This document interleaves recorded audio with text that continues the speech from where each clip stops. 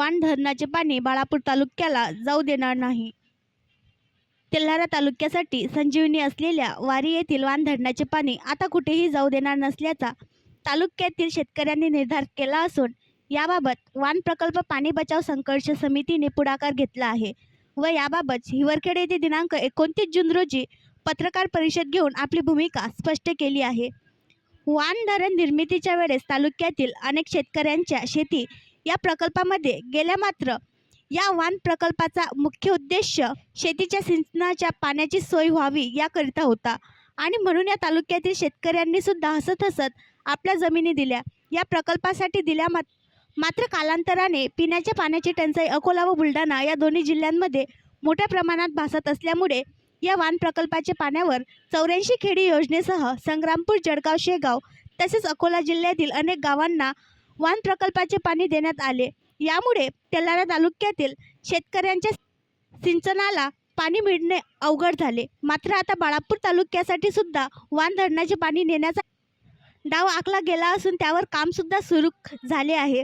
प्रत्यक्षात बाळापूरसाठी लागणारे पाणी हे बाळापूर लगतच असलेल्या कवठा मॅरेजमधून घेता येऊ शकते, मात्र तरीही 100 ते 110 किलोमीटरवर पाणी नेण्याचा हट्ट का, असा प्रश्न तेल्हारा तालुक्यातील शेतकऱ्यांनी उपस्थित केला आहे।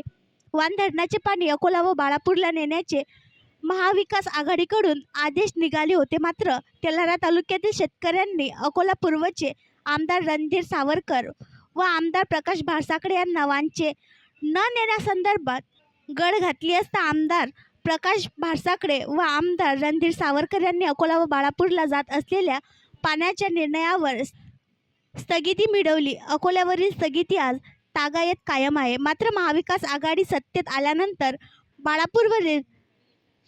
बाळापूरवरील स्थगिती आमदार देशमुख यांनी उठवली। आता जिगाव प्रकल्पातून अकोल्याला पाणी आरक्षित केले गेले असून बाळापूरसाठी सुद्धा वाण प्रकल्पातून पाणी न घेता कवठा बॅरेजमधून पाण्याची सोय करावी अशी मागणी वाण प्रकल्प पाणी बचाव संघर्ष समितीच्या वतीने आज करण्यात आली आहे। त्या अनुषंगाने स्थानिक कृषी उत्पन्न बाजार समितीच्या उपबाजारपेठ हिवरखेड येथे पत्रकार परिषद घेऊन शेतकऱ्यांच्या हक्काचे पाणी कुठेही जाऊ देणार नसल्याचा संकल्प शेतकऱ्यांच्या वतीने करण्यात आला। यावेळी संघर्ष समितीच्या वतीने उमेश पवार, राजू रावणकार, सुनील इंगडे, गुरु पाटील कोरडे, डॉक्टर विखे, अनिल कराडे, रमेश दुटोंदे, बंडू पाटील ठाकरे यांच्यासह पत्रकार व शेतकरी बांधव मोठ्या प्रमाणात उपस्थित होते। आणखी नवीन व्हिडिओ पाहण्यासाठी आमच्या देशमुख एक्सप्रेस न्यूज चॅनलला सबस्क्राईब करा, लाईक करा आणि शेअर करा।